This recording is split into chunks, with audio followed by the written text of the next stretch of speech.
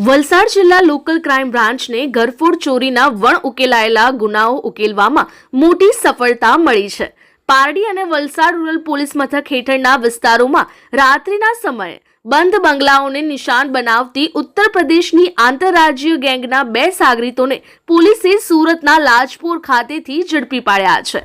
પારડીના ઉમરસાડી માછીવાડ વિસ્તારમાં આવેલ લક્ષ્મી વિલા બંગલામાં ગત તારીખ 30/1/2026ના રોજ તસ્કરોએ ત્રાટકી મુખ્ય દરવાજાનું તાળું તોડી અંદર પ્રવેશ કર્યો હતો।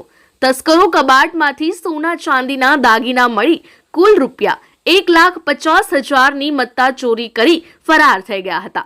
વલસાડ એલસીબીની ટીમે ટેકનિકલ એનાલિસિસ અને બાતમીદારોની મદદથી આ ગુનામાં સંડોવાયેલા અનીશ અબ્દુલ નિયાઝ શેખ અને મોહમ્મદ સુહેબ અનવર બક્ષાને ઝડપી પાડ્યા છે।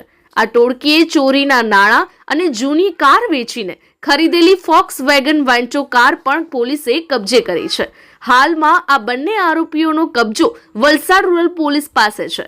પારડી પોલીસ મથકમાં નોંધાયેલા ગુના સંદર્ભે હવે પારડી પોલીસ આરોપીઓનો ટ્રાન્સફર વોરંટ દ્વારા કબજો મેળવી વધુ તપાસ હાથ ધરી છે। આ ગેંગના અન્ય એક સાગરીત મયુનુદ્દીનને પકડવાના ચક્રો ગતિમાન કરાયા છે। આરોપીઓની પૂછપરછમાં વલસાડ રૂરલના અતુલ વિસ્તારમાં આવેલી અસીમ સોસાયટીના એક બંગલામાં થયેલી ચોરીની કબૂલાત પણ થઈ છે।